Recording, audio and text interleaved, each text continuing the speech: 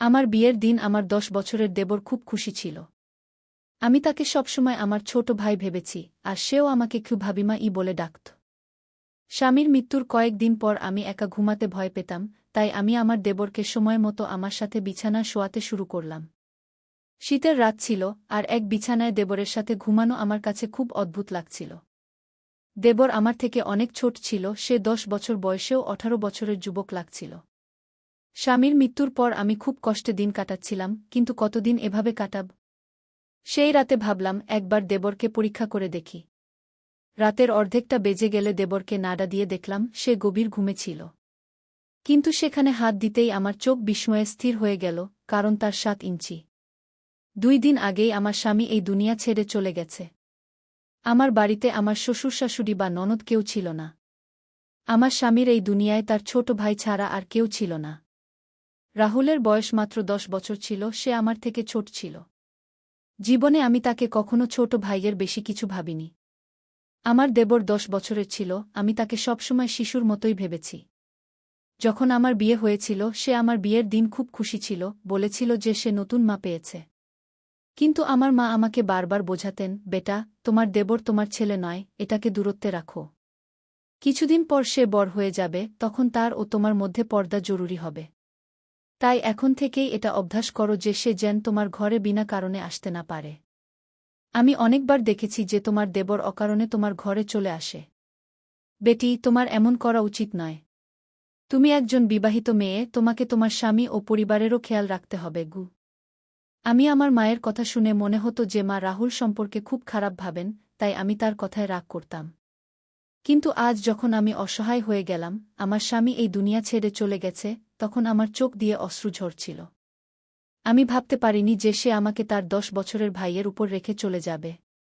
আমার জীবন কঠিন হয়ে পড়েছিল, কাঁদতে কাঁদতে আমার অবস্থা শোচনীয় হয়ে গিয়েছিল। রাত 12টা বেজে গেছে, আমার দেবর রাহুল এখনও বাড়ি ফেরেনি। সে সম্ভবত তার ভাইয়ের আত্মীয়দের সাথে ব্যস্ত ছিল। আমার মন এতটাই সন্তুষ্ট ছিল যে সে বাড়ি না আসলেই ভালো, কারণ যদি সে বাড়ি আসে, তাহলে আমিও নিজেকে অপরিচিত মনে করব। আমার মায়ের কথা বারবার মনে পড়ছিল, কিন্তু এই মুহূর্তে বাড়ির দরজায় কড়া নাড়ল। আমার হৃদয় লাফিয়ে উঠল। আমি ভাবলাম কে হতে পারে, কিন্তু বাইরে থেকে রাহুলের কণ্ঠ শোনা গেল, ভাবি, দরজা খোলো। আমি ভয়ে ভয়ে দরজা খুললাম। আজ এই বাড়ি আমার কাছে জঙ্গলের মতো মনে হচ্ছিল।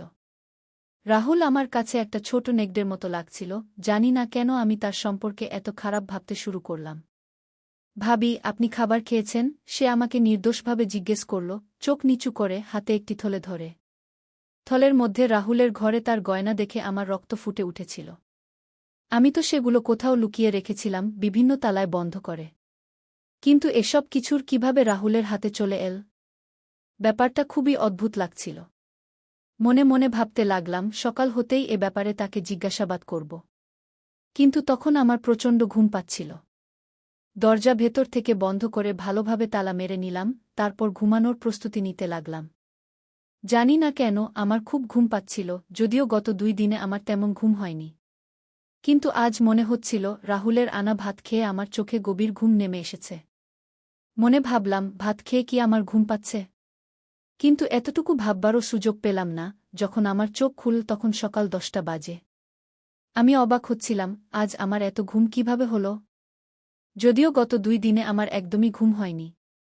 কিন্তু আজ ভাত খাওয়ার পর আমার চোখ এমনভাবে বন্ধ হয়ে গেল, যেন কাউকে মদ খাইয়ে দেওয়া হয়েছে। আমি আশ্চর্য হচ্ছিলাম, এটা তো হওয়ার কথা নয়। মনে বারবার একই প্রশ্ন জাগছিল, রাহুলের আনা ভাত খেয়ে আমি কি অজ্ঞান হয়ে গিয়েছিলাম? কিন্তু শেষ পর্যন্ত রাহুল কেন এমন করবে? চোখ মুছতে মুছতে বাইরে এলাম, রাহুল তখন সামনের রান্নাঘরে চা বানাচ্ছিল। তাকে দেখে আমার খুব খারাপ লাগছিল। বৌদি, আপনি ঘুমিয়েছিলেন? খুব ভালো ঘুম হয়েছে তো, সে আমার দিকে তাকিয়ে বলল।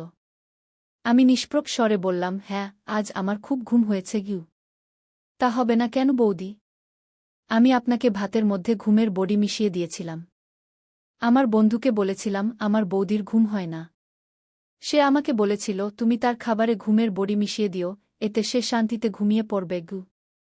আমি হতবাক হয়ে গেলাম, রাহুল এত নিচু কাজ কিভাবে করতে পারে? রাহুল, তুমি এমন চিন্তাও কিভাবে করলে? তুমি তোমার বৌদিকে অজ্ঞান করতে চেয়েছিলে? না না বৌদি, আমি তো আপনাকে ভালো ঘুম দিতে চেয়েছিলাম। এখন আপনি বেশ ফ্রেশ দেখাচ্ছেন। নিন, চা খান গু। সে আমার সামনে চা রাখল, আমি সন্দিহান হয়ে পড়লাম। তুমি এতেও কিছু মিশিয়েছ নাকি? আল্লাহর কসম বৌদি, সেটা তো আমি আপনার ঘুম ও শান্তির জন্য বড়ি মিশিয়েছিলাম। আপনি যদি বলেন, আমি এখনই আপনার সামনে এই চা খেয়ে নিই। বরং আমরা অর্ধেক অর্ধেক ভাগ করে খাই। সে গ্লাস থেকে এক চুমুক নিয়ে আমাকে দেখাল, তখন আমি বিশ্বাস করে নিলাম। বললাম, ঠিক আছে, আমাকে মাফ করো। আমি তোমার ব্যাপারে সন্দিহান হয়ে যাই। রাহুলের মুখ দেখলে তার মায়াময় ভাব দেখে আমার বিশ্বাস হয়ে যেত, কারণ সত্যিই তার মুখে প্রচণ্ড মায়া ও ভদ্রতা ছিল। আজ আমি তাকে কিছু বলিনি। আমি জানতে চাইছিলাম সে নিজে থেকে আর কি বলবে। কারণ আমি তার ঘরে যা দেখে এসেছি তার কোনো ক্ষমা নেই। কিছুক্ষণ পর সে নিজেই মুখ খুল, বৌদি, আমি আপনার গয়না বিক্রি করতে চাই। আমার একজন খুব বিশ্বস্ত ও সৎ চাচা আছেন, তিনি আমাদের গয়না বিক্রি করে অনেক টাকা দেবেন।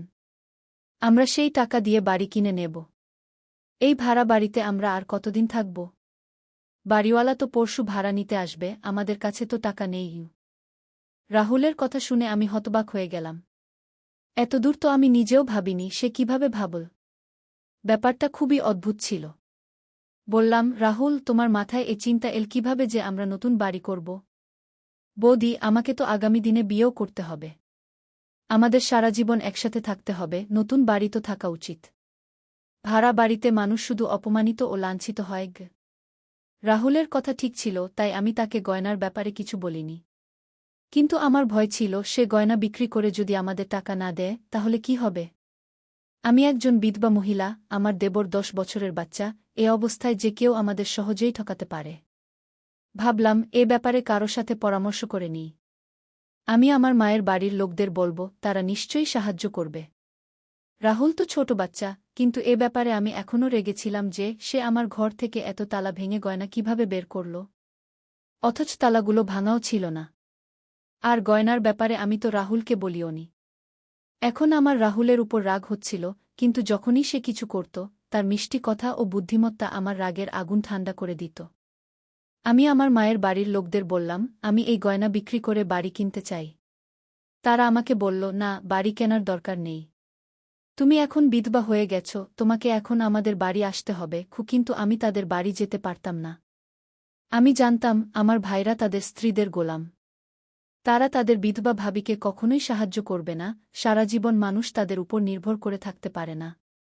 এখন একটা ভালো সুযোগ ছিল, আমি আমার গহনা বিক্রি করে একটা বাড়ি কিনতে পারতাম। আমার স্বামী তার জীবনে আমার জন্য অনেক গহনা বানিয়েছিলেন, কিন্তু আমার ভাইদের মনোভাব দেখে আমি সেই গহনা দেওয়ার সিদ্ধান্ত নিয়েছিলাম। এখন আমি রাহুলের উপরই নির্ভর করছিলাম। আমি বললাম, রাহুল, তুমি চাইলে সেই গহনা বিক্রি করে দাও। আমি আমার মায়ের বাড়ির লোকজন এবং তাদের আচরণ থেকে হতাশ হয়ে গিয়েছি। রাহুল সেই গহনা নিয়ে তার সেই চাচার কাছে গিয়ে দিয়ে দিল এবং 2 দিন পর আমাদের জন্য একটা খুব ভালো জায়গায় বাড়ি খুঁজে বের করে বাড়ির চাবি এবং কাগজপত্র রাহুলের হাতে দিয়ে দিল। আমি এই পুরো প্রক্রিয়ায় অবাক হয়ে গিয়েছিলাম যে 2 দিনে এত তাড়াতাড়ি এই বাড়ি আমরা কিভাবে পেলাম, যখন সাধারণত মানুষকে অনেক কাজ করতে হয়, বাড়ির স্থানান্তর, বাড়ির কাগজপত্র, এমন অনেক কিছু যা করতে মানুষের পরিশ্রম এবং সময় লাগে। যখন রাহুল কাগজপত্র নিয়ে এসে আমার হাতে দিল, আমি অবাক হয়ে গিয়েছিলাম।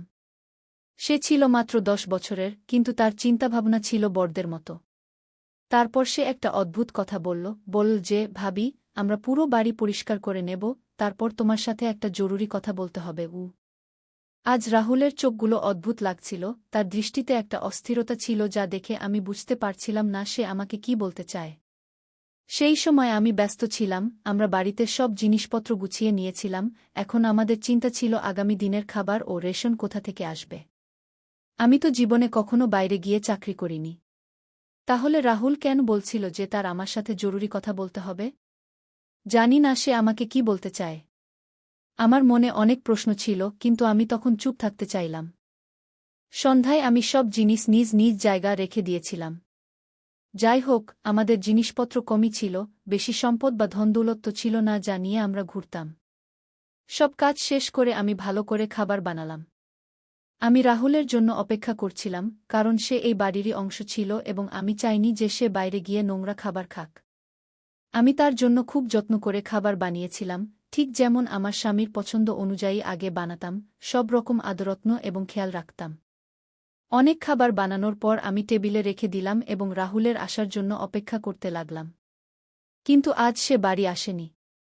আমার খুব অদ্ভুত লাগছিল, এই সময় তাকে বাড়িতে থাকা উচিত ছিল, যখন রাত 10টা বেজে গেছে। ভাইজের মৃত্যুর আগে সে সন্ধ্যা 5টার মধ্যে বাড়ি চলে আসত এবং তারপর কখনো বাইরে যেত না। আমরা যখন বাইরে আইসক্রিম খেতে যেতাম সে আমাদের সাথে যেত, কিন্তু একা কখনো বাইরে যেত না। আমার ভয় হচ্ছিল, আমি তার জন্য অপেক্ষা করতে লাগলাম, এমনকি রাত 12টা বেজে গেল। ততক্ষণে সে দরজায় কড়া নাড়ল। আমি রেগে দরজা খুলে তার উপর ঝাঁপিয়ে পড়লাম, কোথায় ছিলে তুমি রাহুল? তোমার লজ্জা হয় না? আমি তোমার বিধবা ভাবি, তোমার জন্য অপেক্ষা করছিলাম। তোমার জন্য খাবার বানিয়েছি, আর তুমি? তোমার ভাই চলে যাওয়ার পরেই আওয়ারা হয়ে গেছ। এমন কথা যা তুমি বাড়িতে করতে পারো না, বাইরে যেতে হয়। তোমার বন্ধুকে এখানেই ডেকে আনো গে। ভাবি, আমি এমন করতে পারব না। সে চোখ তুলে আমাকে এমন রেগে তাকাল যে আমি ভয় পেয়ে গেলাম। কিন্তু সে তো একাই ছিল। আমি মনে মনে ভাবলাম, আমি তাকে ভয় দেখাতে পারি। এই ভাবনায় তার সাথে কথা বলছিলাম, সে বিকটভাবে আমার উপর চিৎকার করে উঠল, ভাবি, বন্ধ করুন। আমি এখন আপনার কোনো কথা শুনতে চাই না। আপনি যে খাবার বানিয়েছেন তা আপনি নিজেই খেয়ে নিন, খেয়ে বলে সে তার ঘরের দিকে চলে গেল। সেই সময় সে যেন কোনো 40 বছরের পুরুষের মতো রেগে গিয়েছিল। আমার খুব খারাপ লাগছিল। সে রেগেছিল, নিশ্চয়ই কোনো কথা তার পিছনে লুকিয়ে আছে। এই ভেবে আমি তার ঘরে গিয়ে দরজায় কড়া নাড়লাম। সে দরজা খুলে আমাকে অদ্ভুত দৃষ্টিতে তাকিয়ে বলল, একটা কথা বলি ভাবি, আপনি আমার সাথে বিয়ে করে নিন। নইলে আপনি কাফির হয়ে যাবেন। তার কথা শুনে আমার চোখ ছানাবড়া হয়ে গেল। তুমি এমন ভাবতেই পারো কি করে যে আমি তোমাকে বিয়ে করব? আমি বললাম, তোমার মায়ের মতো ভালোবাসা, তুমি তো আমাকে সকাল সন্ধ্যা মা বলো, এখন কি হয়ে গেল? কে তোমার মাথা খারাপ করে দিয়েছে? এত নিচু কথা তুমি মনে আনলেই বা কি করে, আর মুখ দিয়ে বললেই বা কি করে? আমি রাগে আগুন হয়ে গিয়েছিলাম। সে একদম নিঃসংকোচে আমার সামনে হাত বাঁধে দাঁড়িয়ে আমাকে তাকিয়ে থাকল। তার দৃষ্টিতে আমার ভয় লাগছিল। আমি কথা বলতে বলতে হঠাৎ চুপ হয়ে গেলাম। সেখান থেকে ফিরে এসে আমার ঘরে বসে পড়লাম। আমি ঘরের দরজা ভালো করে বন্ধ করে দিলাম। আমার বুক ধরাস ধরাস করছিল। আমি ভাবতেই পারছিলাম না যে রাহুল এমন হবে এবং আমার সাথে এমন কথা বলবে। আমি তো তাকে সবসময় আমার সন্তানের মতো মনে করতাম। এখনও আমার সন্তান হয়নি, কিন্তু তবুও রাহুল সম্পর্কে আমার স্বামী আমাকে বলেছিলেন, তুমি তাকে সবসময় নিজের সন্তানের মতো মনে করে লালন পালন করবে। তার মা নেই, বাবা নেই, এখন তুমিই তার সব। রাহুলের এই কথায় আমার খুব কষ্ট হচ্ছিল। আমি ভেবেছিলাম, আজকের পর আমি রাহুলের সাথে কোনো কথা বলবো না। আইনত এই বাড়ি আমার নামে ছিল। আমি এই বাড়িতে একা থাকতে পারতাম। কিন্তু রাহুল যদি আবার এমন হটকারিতা করে, তবে আমি তাকে বাড়ি থেকে বের করে দেব। এই বাড়ি আমার স্বামীর টাকায় তৈরি, আমার নামে, কিন্তু রাহুলের এখানে থাকার কোনো অধিকার নেই। যদি সে তার ভাবিকে সম্মান না দিতে পারে, যা তার দেওয়া উচিত ছিল। আমার নীরবতা এখন রেগে গিয়েছিল। সকালে উঠেই আমি রাহুলের ঘরের দরজা জোরে জোরে পিটানো শুরু করলাম। তখন আমি বুঝতে পারলাম যে তার ঘরের দরজা ভিতর থেকে বন্ধ নেই। আমি বাইরে থেকে দরজা খুলে দেখলাম, ঘর খালি। ঘরে কিছুই নেই। রাহুল কোথায় গেল? আমি মনে মনে ভাবতে লাগলাম। আমার বুক রেগে ধড়ফড় করছিল। আমি বাইরের দরজার দিকে তাকালাম, দরজা বাইরে থেকে বন্ধ। এর মানে রাহুল আমাকে বাড়িতে বন্দি করে রেখে গেছে। আমি মনে মনে ভাবলাম, তখন আমার তার প্রতি ঘৃণা জন্মাল। এত ছোট বয়স, মাত্র 12 বছর, আর এমন হটকারিতা। এই ভেবে আমি বাইরে যাওয়ার সিদ্ধান্ত নিলাম, কিন্তু তখন মনে পড়ল যে আমি ইদ্যতের মধ্যে আছি। বারবার বাড়ি থেকে বের হওয়া ভালো নয়। এই ভেবে আমি অসহায় হয়ে বসে পড়লাম। স্বামীর মৃত্যুর 1 মাস হয়ে গিয়েছিল। সেই 1 মাসে রাহুল কতটা বদলে গেছে আমি মনে মনে ভাবতে লাগলাম। খোদা যদি আমাকে সন্তান দিত, তবে আমি এখন রাহুলের উপর নির্ভরশীল হতাম না। আমি আমার সন্তানের উপর ভরসা করে জীবন কাটিয়ে দিতাম। কিন্তু এখন আমি এটাকে কি বলবো? আমার তো এর সাথে কোনো সম্পর্কই নেই। যে মানুষের কারণে সম্পর্ক ছিল সে তো এই দুনিয়া থেকে চলে গেছে গি। আজ আমি সিদ্ধান্ত নিয়েছিলাম যে রাহুল এলে আমি তার সাথে স্পষ্ট কথা বলব যে সে এই বাড়িতে থাকতে পারবে না। রাত তখন প্রায় 6টা বাজে, মানে রাত এখনও শুরু হয়নি, এমন সময় আমার বাড়ির দরজায় জোরে জোরে কড়া নাড়া হতে লাগল। আমি ভাবলাম বাইরে রাহুল হবে। কিন্তু যখন আমি দরজা খুললাম তখন সামনে ৩-৪ জন লোক দাঁড়িয়েছিল। এই লোকগুলো খুব অদ্ভুত রেগে গিয়েছিল। তাদের মুখে দাড়ি সাজানো ছিল, মনে হচ্ছিল যেন ইসলামের ঠিকাদার। তারা আমাকে যা বলল তা শুধু খুব আশ্চর্যজনক নয়, বরং আমাকে খুব দুঃখ দিল। তারা বলল, বিবি, তুমি কি এখানে একা থাকো? আমি বললাম, হ্যাঁ, আমি একা থাকি। তারা বলল, মিথ্যা বলছ। এই মহিলার দেবরও তার সাথে এখানে থাকে।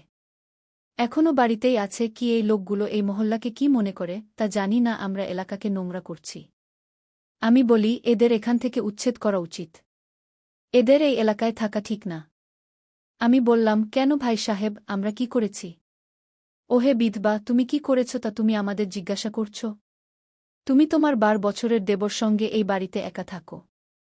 তুমি জানো যে তোমার স্বামী মারা গেছে, এখন তুমি বিধবা হয়েছ। তোমার মা বাবার বাড়ি যাও।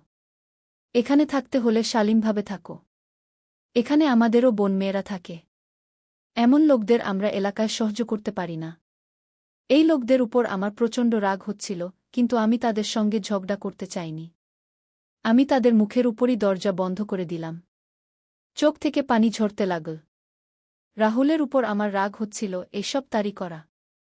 আমি আমার জিনিসপত্র গোছানো শুরু করলাম। এখানে থাকা এখন আমার জন্য কঠিন হয়ে পড়েছিল। আমি জানতাম রাহুলই আমার সম্পর্কে এমন কথা ছড়িয়েছে যেন আমি খুব অপরাধী নারী। সত্যি বলতে, এই পৃথিবী একা নারীকে খেয়ে ফেলে। ভগবান সবার ইজ্জত রক্ষা করুন। তাহলে আমার প্রিয় বন্ধুরা, আজকের আমাদের ছোট্ট গল্প এখানেই শেষ। আপনি এই গল্পটি কেমন লাগলো কমেন্ট করে অবশ্যই জানাবেন। যদি গল্পটি ভালো লেগে থাকে তবে লাইক করুন এবং বন্ধুদের সঙ্গে শেয়ার করুন। যদি আপনি এরকম আরও ইন্টারেস্টিং এবং রোমান্টিক গল্প শুনতে চান তবে চ্যানেলটি সাবস্ক্রাইব করুন এবং বেল আইকন অন করে রাখুন, যাতে আমার নতুন ভিডিওর নোটিফিকেশন আপনি তাৎক্ষণিক পেতে পারেন। কাল দেখা হবে আরও একটি নতুন গল্প নিয়ে। ধন্যবাদ।